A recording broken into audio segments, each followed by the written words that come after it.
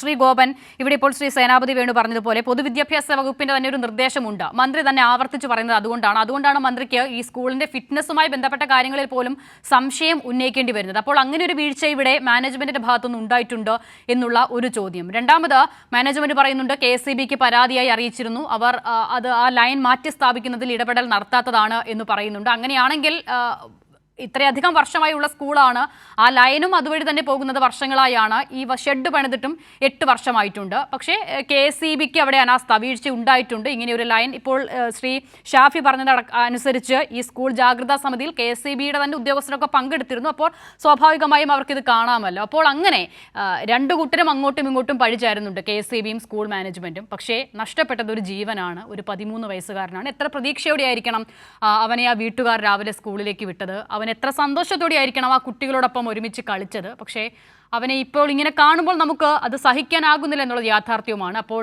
ഇനി എന്താണ് ഉണ്ടാകേണ്ടത്, ഈ വിഷയത്തിൽ എന്താണ് ഉണ്ടായത് എന്നുള്ളതാണ് മനസ്സിലാക്കുന്നത്.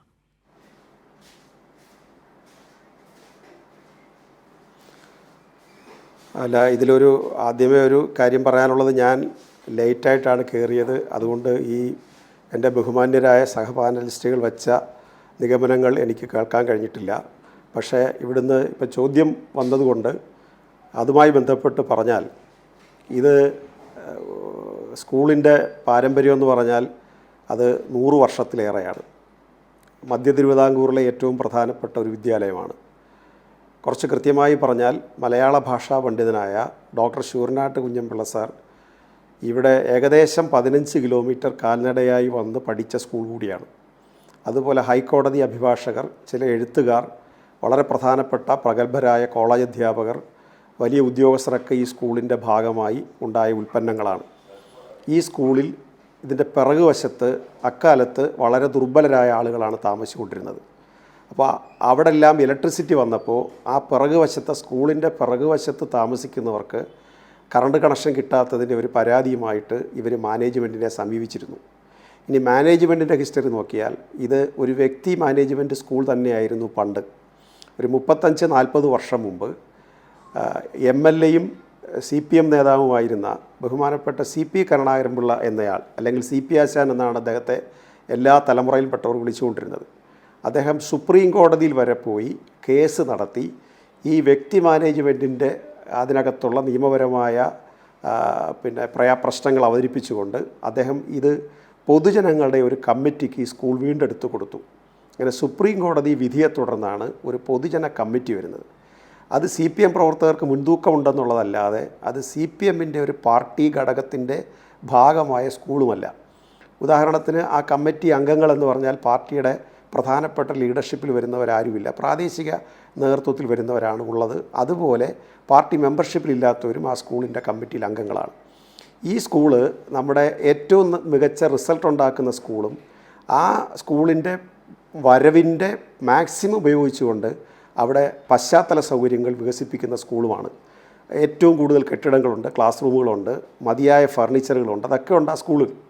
അപ്പോൾ അങ്ങനെയുള്ള ഒരു സ്കൂൾ മാനേജ്മെൻറ്റിന് മുമ്പിൽ അക്കാലത്ത് അതിൻ്റെ പിറകുവശത്ത് താമസിച്ചിരുന്നവരുടെ ഒരു അഭ്യർത്ഥന മാനിച്ചിട്ടാണ് ഈ ഇലക്ട്രിക് കണക്ഷൻ അവർക്ക് കൊടുക്കുന്നത്. അവർക്ക് വേറൊരു വഴി കൂടെ കണക്ഷൻ കിട്ടാൻ അന്ന് സാധ്യതയില്ല. അങ്ങനെ ഒരു 35 കൊല്ലം മുമ്പ് അവർക്ക് കണക്ഷൻ കൊടുക്കുന്നുണ്ട്.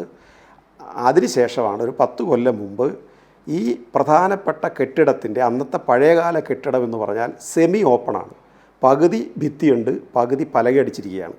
അപ്പോൾ ഈ പകുതി ഭിത്തിയുടെ പൊക്കത്തിൽ വെച്ചിട്ട് ഒരു ചരിപ്പ് അവർ ഇറക്കിയിട്ടുണ്ട്. ആ ചരിപ്പാണ് ഒരു ഷെഡ്, ഒരു ചരിഞ്ഞ മേൽക്കൂരയുള്ള ഷെഡ്. അതിനകത്താണ് സൈക്കിൾ സൂക്ഷിക്കുന്നത്. അതിനോട് ചേർന്നാണ് സ്കൂളിനകത്തുള്ള പ്രധാനപ്പെട്ട ഗ്രൗണ്ട്. വേറെ ഗ്രൗണ്ട് വെളിയിലുണ്ട്, പക്ഷേ അകത്തുള്ള ഗ്രൗണ്ട് ഇവിടെയാണ്. ആ ഗ്രൗണ്ടിൽ നോട് ചേർന്നുള്ള കെട്ടിടത്തിൽ ഇറക്കിയിരിക്കുന്ന ഈ സ്കൂൾ ഷെഡ് വന്നു കഴിഞ്ഞപ്പോൾ ആ ഷെഡിൻ്റെയും ഇലക്ട്രിക് ലൈൻ്റെയും കൂടെ അകലത്തിൽ കുറവ് വന്നിട്ടുണ്ട്. നമ്മളിപ്പോൾ ചാനലുകളിലെ എല്ലാ വിഷ്വൽസും അത് കണ്ടാൽ മനസ്സിലാവുമല്ലോ. അങ്ങനെ വന്ന ഒരു സംഭവമാണിത്. അതിൽ സ്വാഭാവികമായിട്ടും കുഞ്ഞുങ്ങളുടേതായ ഒരു കുസൃതിയും അവരുടേതായ ഒരു നേരത്തെ ഇവിടെ വിശദീകരിച്ചതുപോലെ കുറച്ച് ആവേശമൊക്കെ വരും. അതിൻ്റെ ഭാഗമായി ആ കുട്ടികൾ തമ്മിൽ ചെരുപ്പെറിഞ്ഞ് കളിക്കുകയൊക്കെ ചെയ്തപ്പോൾ ഈ ഷെഡിൻ്റെ മുകളിൽ ചെരുപ്പ് ചെന്ന് വീഴുകയാണ്. അപ്പോൾ ഇവൻ സ്കൂളിനകത്ത് പോയി കെട്ടിടത്തിനകത്തുകൂടി ബെഞ്ചും ഡെസ്കും എടുത്തിട്ട് ഉയർത്തിയിട്ട് ഈ സെമി ഓപ്പൺ ആയതുകൊണ്ട് അതിൻ്റെ മുകളിൽ കൂടെ ഇവിടെ വലിഞ്ഞിറങ്ങുകയാണ് ചെയ്തത്. അപ്പോൾ അതിൻ്റെ ഭാഗമായി ഒരു സത്യത്തിൽ ഞാൻ നേരത്തെ ഈ ഒരു മനോഭാവത്തിൽ വർത്തമാനം പറയാൻ പറ്റുന്നൊരു പരുവല്ലായിരുന്നു.